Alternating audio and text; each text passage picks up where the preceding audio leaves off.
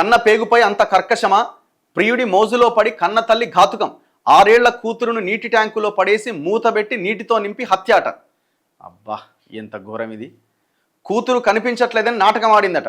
పోలీసుల విచారణలో వెలుగులోకి దారుణం. అల్వాల్లో జరిగిందట ఈ ఘటన. నీటి ట్యాంకులో పడేసట.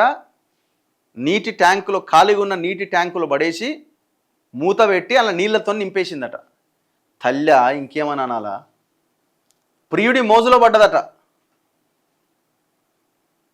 ఇగో తనను పెళ్లి చేసుకోవాలని సాయి పైన రేఖ ఒత్తిడి తెస్తే సాయి కుటుంబ సభ్యులు నిరాకరించారట. ఇప్పటికే వివాహమై కూతురు కూడా ఉన్నందున వివాహం చేసుకోలేను అని ఆమెకు సాయి తెగేసి చెప్పిండు. రేఖ ఫోన్ నెంబర్ను కూడా బ్లాక్లో పెట్టిండట. అయితే ఎలాగైనా అతన్ని పెళ్లి చేసుకోవాలని నిర్ణయించుకున్న ఆమె అందుకు తన కూతురు తన్విక మాత్రమే అడ్డుగా ఉందని భావించిందట.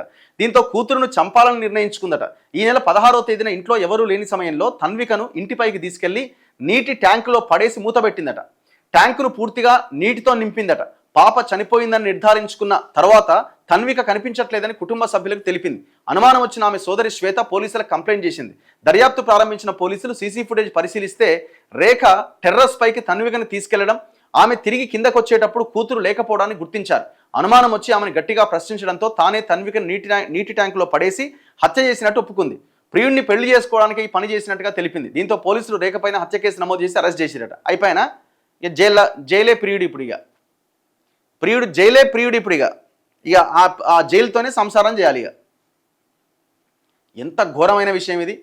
ఆ పాపకు 6 ఏళ్ల వయసట. 6 ఏళ్ల కన్న కూతురును నీటి ట్యాంకులో పడేసి హత్య చేసింది. పాప ఆర్తనాదాలు ఎవరికీ వినిపించకుండా ట్యాంక్ మూతబెట్టి దాన్ని నీటితో నింపిందట. ప్రాణాల కోసం ఆ పాప నీళ్లలో గిలగిలా కొట్టుకుంటున్నా కనికరించలే. ఇంత దారుణానికి ఒడిగట్టిన ఆ తల్లి ఏమీ తెలియనట్లుగా తన కూతురు కనిపించట్లేదని కుటుంబ సభ్యుల వద్ద నాటకం ఆడింది. చివరకు పోలీసుల రంగప్రవేశంతో ఈ దారుణం వెలుగులోకి వచ్చింది. ఏం ఘోరం అసలు.